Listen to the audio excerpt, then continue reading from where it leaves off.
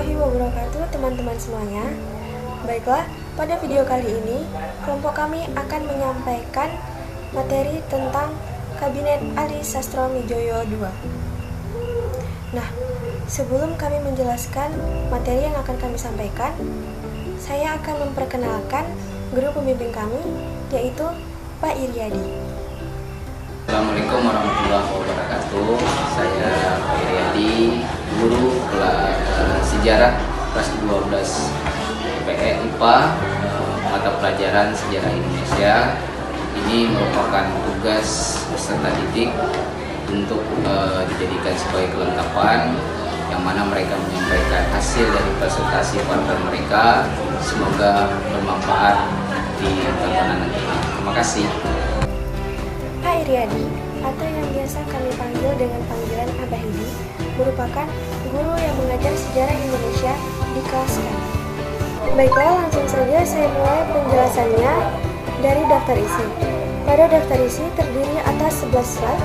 Slide yang pertama yaitu cover, slide kedua daftar isi, slide ketiga peta konsep, slide keempat pendahuluan yang terdiri dari latar belakang, rumusan masalah, dan tujuan.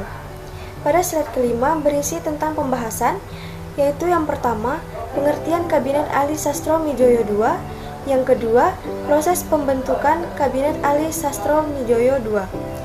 Pada slide keenam, yaitu susunan kabinet, slide ketujuh, program-program kerja Kabinet Ali Sastroamidjojo II, yang kedelapan, tentang kendala atau masalah yang dihadapi. Yang ke-9, berakhirnya kabinet. Yang ke-10, kesimpulan. Dan slide yang terakhir yaitu daftar pustaka. Pada slide ketiga yaitu peta konsep. Kabinet Ali Sastroamidjojo II pada tahun 1956 sampai 1957 dimenangkan oleh 4 partai, yaitu PNI, NU, Masyumi, dan PKI. Kabinet Ali memiliki program kerja yang dinamakan Rencana Program 5 Tahun. Yang pertama yaitu Irian Barat, yang kedua otonomi daerah, yang ketiga perbaikan nasib buruh, yang keempat penyihatan keuangan, yang kelima pembentukan ekonomi keuangan. Kendala programnya ada dua, yaitu yang pertama pembatalan perjanjian KMB, yang kedua masalah anti-Cina. Kegagalan Kabinet Ali yaitu mundurnya sejumlah menteri dan masyumi membuat kabinet hasil pemilu saat ini jatuh dan menyerahkan mandatnya kepada presiden. Dan waktu berakhirnya pada tanggal 14 Maret 1957. Lanjut pada slide keempat yaitu pendahuluan. Yang pertama latar belakang. Pemilu DPR 1955 yang diselenggarakan dalam Kabinet Burhanuddin Harahap yang dimenangkan oleh 4 partai yaitu PNI, NU, Masyumi, dan PKI. Nah, berhubung PNI yang diketuai oleh Ali Sastroamidjojo berhasil memenangkan suara terbanyak, maka ia dipercaya kembali untuk menjabat sebagai Perdana Menteri dan memimpin kabinet selama periode jabatan dari 20 Maret 1956 sampai 14 Maret 1957. Ali Sastroamidjojo didampingi oleh Muhammad Rani Damhalid sebagai wakilnya. B. Rumusan masalah. Yang pertama, apa pengertian Kabinet Ali Sastroamidjojo II? Yang kedua, bagaimana proses pembentukan Kabinet Ali Sastroamidjojo II? Yang ketiga, seperti apa susunan kabinet? Yang keempat, apa saja program kabinet? Yang kelima, bagaimana runtuhnya Kabinet Ali Sastroamidjojo II? Yang selanjutnya C. Tujuan. 1. Untuk mengetahui tujuan. Yang pertama, untuk mengetahui pengertian Kabinet Ali Sastroamidjojo II. Yang kedua, untuk mengetahui bagaimana proses pembentukan Kabinet Ali Sastroamidjojo II. Yang ketiga, untuk mengetahui seperti apa susunan kabinet. Yang keempat, untuk mengetahui apa saja program kabinet. Dan yang terakhir, untuk mengetahui bagaimana runtuhnya Kabinet Ali Sastroamidjojo II. Baiklah, slide selanjutnya akan disampaikan oleh teman saya. Dari slide kelima yaitu A. Pengertian Kabinet Ali Sastroamidjojo II. Kabinet Ali Sastroamidjojo II sering pula disebut Kabinet Ali Roan Idham, yang bertugas pada periode 24 Maret 1956 sampai 14 Maret 1957. Kabinet Ali kembali diserahkan mandatnya pada tanggal 20 Maret 1956 yang merupakan koalisi antara PNI, Masyumi, dan NU. Pada tanggal 14 Maret 1957, Kabinet Ali Sastroamidjojo II menyerahkan mandatnya kepada Presiden. Akhirnya kabinet ini jatuh dan Presiden menunjuk dirinya menjadi pembentuk kabinet yang bernama Kabinet Karya dan Juwana sebagai Perdana Menteri. Proses pembentukan Kabinet Ali Sastroamidjojo II. Pembentukan kabinet ini jika dibandingkan dengan proses pembentukan kabinet di waktu sebelum pemilu, dalam penempatannya berjalan dengan lancar karena situasi politik saat itu yang membantu dalam penyelesaian tugas formatur. Pemimpin PNI telah menetapkan pedoman pembentukan kabinet jika seseorang dari partai tersebut ditunjuk sebagai formatur. Pedoman ini berpangkal tolak pada kenyataan bahwa tidak ada satu formatur pun yang memperoleh suara secara mutlak dalam pemilu 1955. Oleh sebab itu, kabinet yang akan terbentuk tidak lain berupa pemerintah koalisis. Kemungkinan untuk mengadakan koalisis adalah 4 partai yang menang dalam pemilu, yaitu PNI, Masyumi I, NU, dan PKI. Antara PNI, Masyumi, dan NU tidak ada kesulitan yang prinsipil baik mengenai pembagian kementerian maupun personalianya. Masyumi dengan tegas menolak orang-orang yang dianggap simpatisan atau berbau komunis. Dengan tercapainya tujuan dengan PNI, NU, dan Masyumi mengenai pembagian kementerian personalianya, sebenarnya pembentukan kabinet sudah dianggap berhasil. Akan tetapi untuk memperkuat kedudukan pemerintah di parlemen, diikutsertakan partai-partai kecil yaitu PSI, PRRI, Partai Katolik, Pertindo, dan IPKI. Partai-partai ini bersama-sama menguasai 30 kursi di DPR.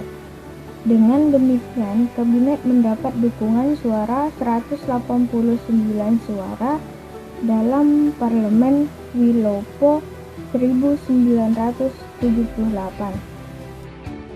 Pengumuman resmi pembentukan kabinet dengan susunan lengkap diumumkan pada tanggal 20 Maret 1956, Kancil 1984-185.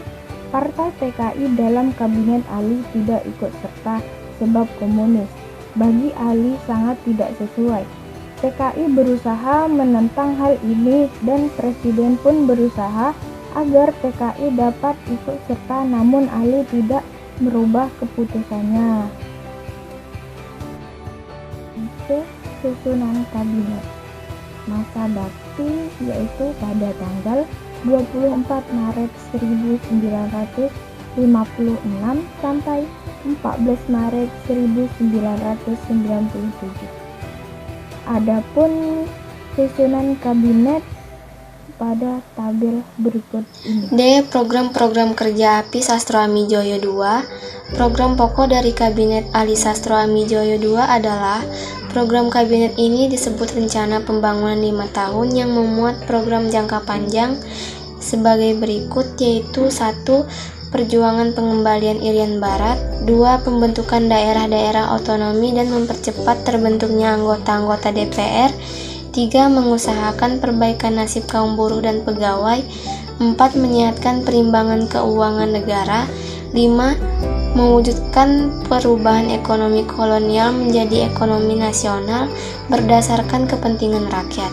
Selain itu, program pokok dari kabinet ini adalah sebagai berikut, yaitu 1. Pembatalan KMB, 2. Perjuangan mengembalikan Irian Barat ke pangkuan Republik Indonesia, 3. Pemulihan keamanan dan keterlibatan pembangunan ekonomi, keuangan, industri, perhubungan, pendidikan, dan pertanian, 4. Melaksanakan keputusan konferensi Asia sampai Afrika. Beberapa kemajuan yang berhasil dicapai Kabinet Ali Sastro Amijoyo II antara lain sebagai berikut, yaitu 1. Dibangunnya pabrik semen Gresik, 2. Dikeluarkan Undang-Undang Nomor 1 Tahun 1957 tentang pokok-pokok pemerintahan daerah. Kendala atau masalah yang dihadapi. Adapun kendalanya: 1. Berkobarnya semangat anti Cina di masyarakat, 2. Munculnya pergolakan atau kekacauan di daerah yang semakin menguat dan mengarah pada gerakan separatisme dengan pembentukan dewan militer seperti Dewan Banteng di Sumatera Tengah, Dewan di Gajah Mada di Sumatera Utara, Dewan Garuda di Sumatera Selatan, dan Dewan Manguni di Sulawesi Utara. 3. Memuncaknya krisis di berbagai daerah karena pemerintah pusat dianggap mengabaikan pembangunan di daerahnya. 4. Pembatalan KMB oleh Presiden menimbulkan masalah baru, khususnya mengenai nasib modal pengusaha Belanda di Indonesia. Banyak pengusaha Belanda yang menjual perusahaannya kepada orang Cina karena memang merekalah yang kuat ekonominya. 5. Timbulnya perpecahan antara Masyumi dan PNI. Masyumi menghendaki agar Ali Sastro Amijoyo menyerahkan mandatnya sesuai aturan tuntutan daerah. Sedangkan PNI berpendapat bahwa mengembalikan magnet berarti meninggalkan asas demokrasi dan parlemen. F. Berakhirnya kabinet. Dalam menjalankan program Alim muncul berbagai peristiwa-peristiwa baru, antara lain gagal memaksa Belanda untuk menyerahkan Irian Barat yang akhirnya membatalkan perjanjian KMB. Munculnya masalah anti-Cina di antara kalangan rakyat yang kurang senang melihat kedudukan istimewa golongan ini dalam perdagangan. Selain itu, mulai meningkatnya sikap kritis daerah terhadap pusat. Kondisi ini mendorong lemahnya Kabinet Ali yang dibentuk berdasarkan hasil pemilihan umum pertama. Peristiwa-peristiwa ini atas membuat kewibawaan Kabinet Ali Sastroamidjojo II semakin turun. Kurangnya tindakan tegas dari kabinet terhadap pergolakan yang membuat Ikatan Pembela Kemerdekaan Indonesia atau IPKI dan Masyumi menarik para menterinya dari kabinet. Berbagai upaya telah dilakukan untuk menyelamatkan kabinet oleh Ali Sastroamidjojo II. Penutup. Kesimpulan. Nama kabinet Ali Sastroamidjojo II. 1. Presiden Insinyur Soekarno. 2. Wakil Presiden DRS Muhammad Hatta. 3. Perdana Menteri Mr. Ali Sastroamidjojo. 4. Wakil Perdana Menteri 1. Muhammad Roem. 5. Wakil Perdana Menteri 2. Idham Khalid. Berdirinya 24 Maret 1956 dan berakhirnya 14 Maret 1957. Jojo II hanya bertugas selama 1 tahun, karena kabinet ini harus mengembalikan mandatnya mereka kepada Presiden. Penyebab jatuhnya kabinet Ali Sastroamidjojo II adalah karena terjadinya perpecahan antara Partai Masyumi dan PNI. Selain itu, semasa kabinet ini bertugas, juga banyak menerima tuntutan daerah yang kemudian juga didukung oleh Masyumi, agar Ali Sastroamidjojo II segera mengembalikan mandatnya.